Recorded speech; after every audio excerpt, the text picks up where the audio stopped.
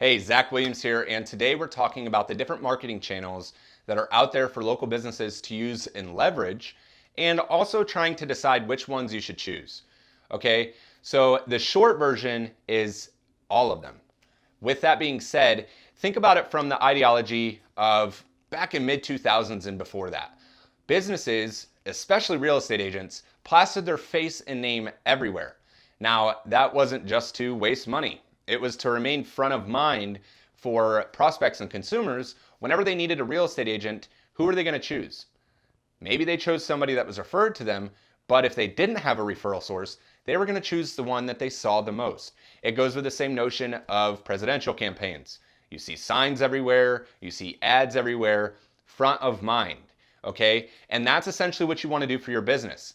Not only do you want to structure your content and your information by channels, but ultimately you want to get your content wherever your consumers are going to be. So you could have Google over here, Facebook over here, Instagram, and then YouTube, and those are all going to work in unison because consumers don't go to just one platform or use just one platform. They use all of them. So the best marketing strategies find a balance to leverage all of those different channels, whether it's local SEO when people are searching for something, Google Ads when people are searching for something, Facebook ads for topic content and lead generation, YouTube ads for brand awareness and remarketing strategies, etc. Okay, so there's many opportunities that you can use for each of them. Let's kind of dissect each one and help you choose which one's going to be the best for your business. Now, with that said, it depends on your budget. So if you are limited with resources to advertise, I would say that if you had to choose one channel, you have $500 or less, go with Facebook, okay? Facebook is a multi-versatile platform. It probably has the most user engagement, followed by Google. And with that said, when people are on Facebook, you can hit them with all different steps of the funnel. You can do the same with Google, but it's not necessarily effective unless they're directly searching for you. Now, with that said, Facebook is a great platform if you leverage it properly. Now, what I mean by that is you'll see a lot of companies advertising and just putting information out there, and they're trying to sell, and people are turned off to advertisements. Let's face it, it's 2020, and people do not want to consume advertisements. They want to make their buying decisions on their own.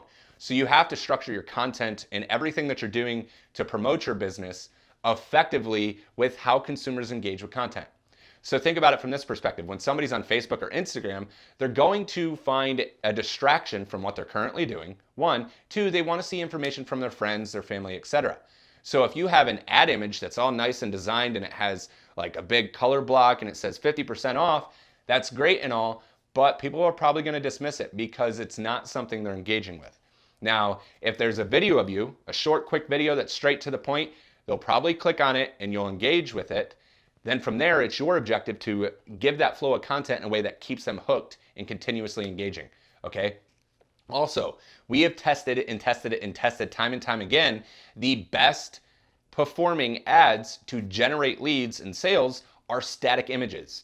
Videos perform well at the top of funnel to engage with people, and then also remarketing with the bottom of the funnel.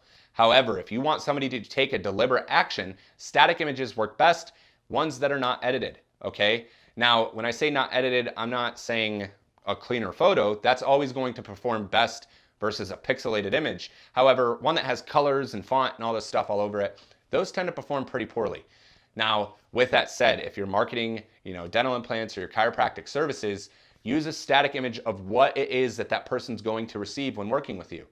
Now, if it's dental implants, show a picture of you with a patient smiling, showing those great teeth you just put in. If it's a chiropractor, show an image of you giving an adjustment. That's common. Most of you are probably already well aware of that, but that's something to keep in mind, okay? Moving on, Google. Google is a platform that you're going to leverage for searching. When people are searching for something, these tend to be the highest quality leads because people are already looking for what it is that you're selling. You're just putting your business in front of them so they can make that decision easier. Now, if you have the external components like landing pages, conversion rate optimization software, and a CRM to track all those leads, then you can do very well. The objective here is to essentially outbid your competitors and get your ads to display at the top of the page. Now, one big misconception that people have is with Google Ads, if I'm paying them, my ads are going to show up at the top. Wrong. there are many other people likely advertising for the same thing and the same keywords in your area.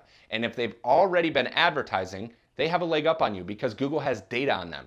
If you're just getting started, then you have a little bit of a strategic approach that you need to take to bully your way to the top and then optimize to maintain that position at a lower cost. That's why we don't recommend Google right off the bat unless you have the budget for it, because Google is an expensive place to advertise. It costs more money to not only derive the same result, but also it costs more money to get there.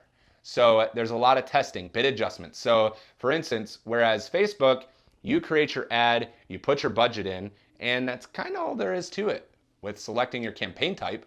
Whereas Google, you select your campaign type, you have supporting elements like your landing page that you have to optimize. You have your ads, which are textual, that you have to optimize. Then you have bid strategies. So you have maximize clicks, maximize conversions, target CPA, target return on ad spend.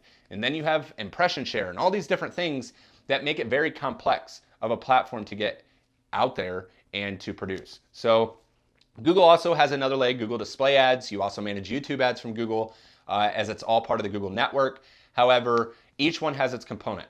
Google Display Network is leveraged for retargeting and top of funnel. If you're trying to drive people to blog posts, you're trying to drive them to your website, then you're going to use some images on Google Display Network that are relative to things that they're searching for. If you're retargeting people, you're going to retarget them with an offer to get them in for a lead generation topic. And then you can also retarget search, Google search. Okay, so there's many options on Google. Instagram, that's paired with the Facebook platform. It is all visual. Your ad text is not going to perform very well. You want a compelling image, okay? With that said, people are going to cross-use Instagram and Facebook. Depending on your location and your audience may or may not be on one or the other, okay? So choose those platforms wisely based on how your market segment engages with it.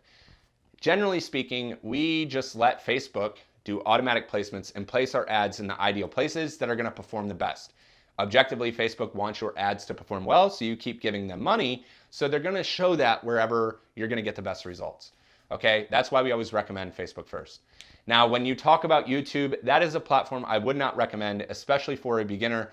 It is expensive to advertise there. You have to have very good video content, and ultimately, you're not going to get a lot of actions from YouTube, okay? So that's more of a brand awareness, just getting your message out there, and then also retargeting people who have already signed up for something to get them to, build that desire with video testimonials and whatnot. So this is a general overview of platforms that you can advertise on. Now, many people ask about Yelp and, different services like Bing or Yahoo. Those are all great platforms. However, Yelp specifically depends on your market. So some markets perform very poorly when it comes to Yelp. Other markets, they do well. It depends on your community. You have to do that research to determine if it's a viable solution for your business. Now, I hope this brought some clarity on what you can do and to achieve with these advertising channels. I do want you to keep one thing in mind. If you're advertising on Facebook, generally for dental implants or chiropractic care in the medical space, a good budget, especially if you're following our ad campaign strategies, is $750 a month. That gives you about $250 to $300 a month for your top of funnel content, about $300 to $400 for the lead generation component, and then $50 to do the retargeting at the bottom of the funnel so you can show your content to people who have signed up and booked, and you just want to keep in front of them so they become an actual patient and come into the practice. Now, when you're on Google, I would not start with anything less than $800 a month. I would actually recommend $1,000. Okay, most of our Google campaigns start at $900 to $1,000, and then from there we scale them up to $1,500 to $2,500. And those seem to be like the magic numbers for Google.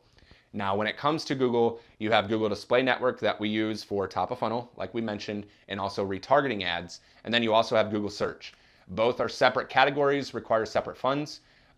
With that said, Google Display Network, you only need about a $50 to $100 budget per month, and then Google Search will consume the rest of that. I hope these tips are helpful and shed some light on the different opportunities that you have. With that being said, we look forward to sharing our next recommendations with you in the next video. Take care.